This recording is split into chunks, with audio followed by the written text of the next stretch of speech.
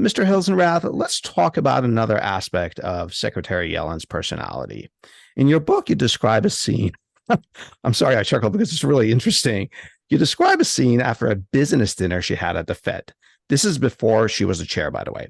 She's in the parking garage after the dinner with her colleague, and this is what her colleague said about her. Quote, right.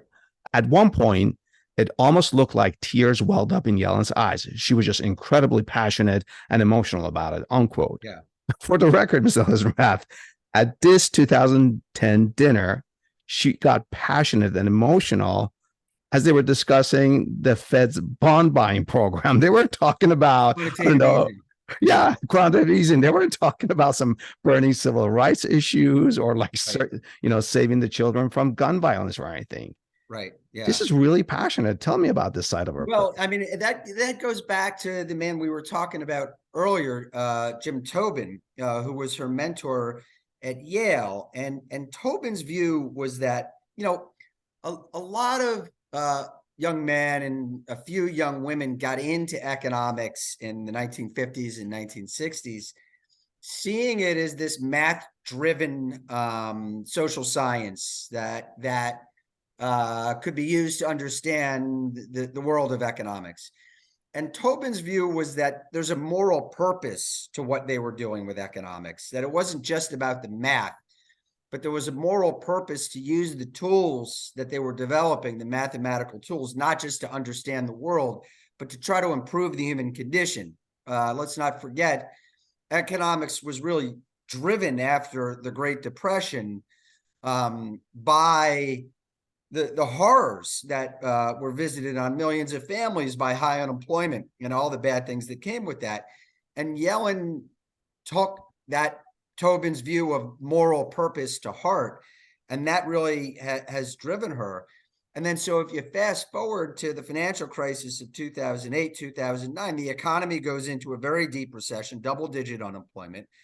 And, and Yellen, along with others like Ben Bernanke, thought that we're at the risk of going into another Great Depression.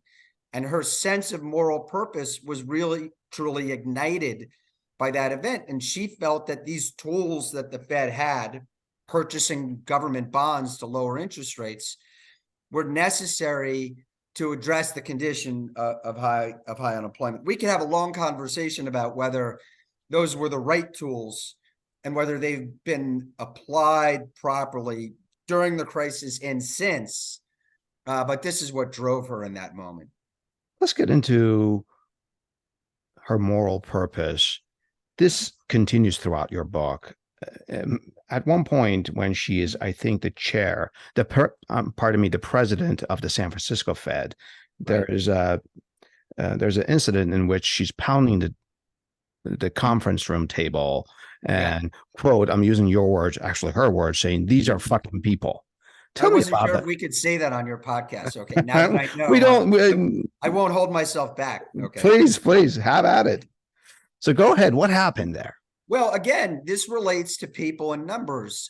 She was sitting in a meeting with staff economists, and they were presenting her forecasts for the economic outlook after the financial crisis, and presented her forecasts for a long period of very high unemployment.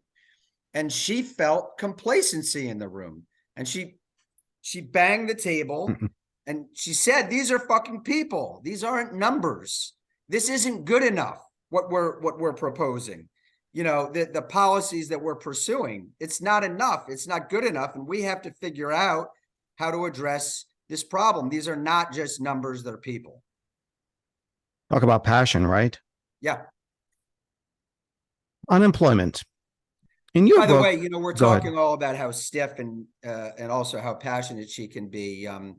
She also can throw down a martini with the best of them. And I think one of the things that's endeared her to some of her colleagues is we've had some quirky personalities running the Fed in the past. Alan Greenspan was a bit of a loner. He used to write his speeches in the bathtub. Ben Bernanke was a very shy man. Yeah. Did not feel comfortable in social environments. Yellen is, she has the moral purpose. She has her compulsions about preparation, but she can also sit down after a hard discussion and laugh with you about, and this is one of the great gifts that I had, was a chance to sit with her in a Chinese restaurant and at a kitchen table with her and her husband, George, and just listen to them tell funny stories about their I lives. love it. I'm so jealous that you got that just golden opportunity. One of the things I like about your book is that, us ordinary Americans are seeing the likes of, let's say, Mr. Bernanke, or in this case, Secretary Janet Yellen. And from our vantage point, they look so proper, especially Ms. Yellen and Bernanke. But when you read your book, it really gives dimension. She uses she throws the F-bomb here and there. She's drinking martinis and she's having just a lot of interesting things that I would have not thought that about a person of her externally sort of manifested character.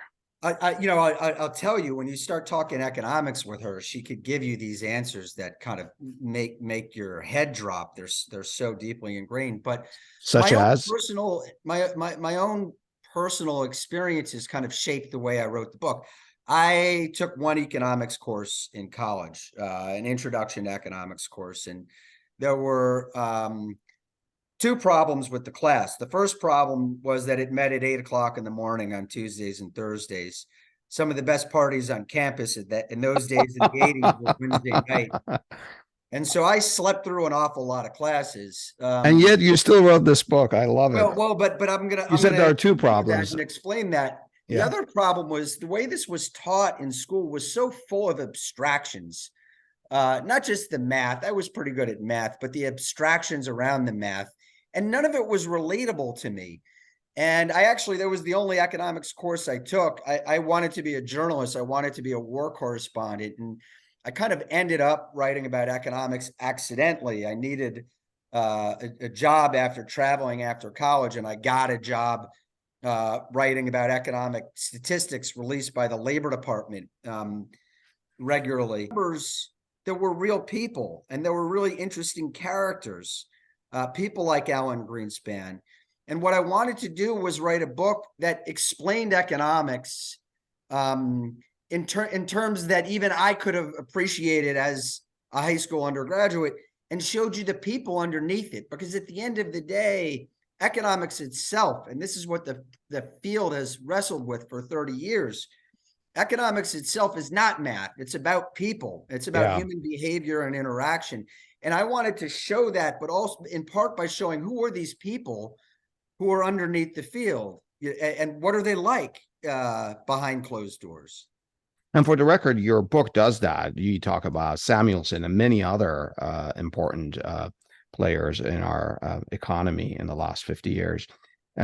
We're talking about people. Paul Samuelson, by the way, wasn't always a very nice guy. He embarrassed his nephew, Larry Summers, at a staff meeting sometime, I guess it was in the 1980s, by calling him out. But Larry Summers being the former... Samuelson had quite a sharp tongue. He also was a very disorganized lecturer, but I digress. And Larry Summers being our former Secretary of Treasury, right? Yes. Oh, yes. wow. And the former president of Harvard University. Oh, wow. So let's go back to the people. There's also this theme. It starts early in your book. This is when Ms. Janet Yellen is now Dr. Janet Yellen. And she has this thing about interest. Actually, it goes back before that, even to her home kitchen as a child. Work and employment. And it develops when she becomes, she gets her doctorate and she meets her husband, Dr. Akerlof. They say, we're going to fix the unemployment issue. And, I'm reading along your book and I just pause. I'm like, who talks like that? Who has that sort of vision? I'm going to fix hunger, poverty, or whatever. Yeah. That's just extraordinary. And I've read so many books. Is she really like that? Yeah. Yeah. When she and George and their son Robbie traveled to the south of France after she left the Fed for vacation, they spent every morning, this is after she was done with the Fed, working on research. On vacation. Their dinner tables conversations really are about economics and moral purpose. And it goes back to their childhoods. So many of our own personal stories go back to our childhood. So, Yellen's mother was this very demanding mother. Her father was a medical doctor in Brooklyn, and they came of age after the Great Depression, and they would tell stories at the dinner table about the suffering people experienced. And her father told stories at the dinner table about his patients and about the problems that patients brought home when they lost jobs, about the chaos it caused in marriages, the destruction it caused to families, the problems it caused in creating substance abuse. So, Yellen grew up kind of understanding that unemployment was, this is again after the Great Depression. It was a terrible problem. She meets George Akerlof, who she would marry in the fall of 1978. Akerlof, as a child, was the son of a chemist who couldn't hold a job down. He was a brilliant man, but he kept moving from one job to another. And one day, George says to himself, he's maybe 10 or 11 years old, and he says, now, wait a second. If my father loses his job and can't spend money, and then he can't go to the baker and doesn't buy bread from the baker, then the baker is going to lose money and he'll lose his job. And then the shoemaker won't be able to sell shoes to the baker and he'll lose his job. And this. Wait, he told you this story? He told you this? He told you this? Oh, yeah. Yeah. I should say George Akerlof went on to win a Nobel Prize. Yeah. But he was obsessed with the problem of unemployment.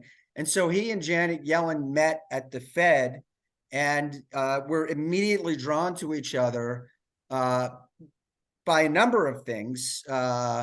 Among them was this desire, if nothing else, to examine unemployment and what could be done about it.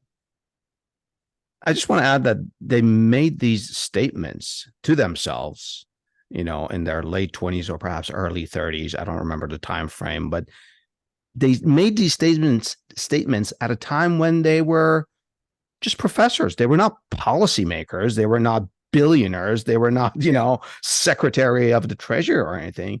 So I think that sort of vision, that desire, I guess it goes back to passion, is real for her when it comes to economics. Well, let's not forget we're talking about economists, right? So you might also call it arrogance because there are quite a number of economists. I'm not calling, they're actually both exceptionally humble people. Yeah. But speaking more broadly about the economics profession, I think there was a degree of hubris that dominated this field for decades.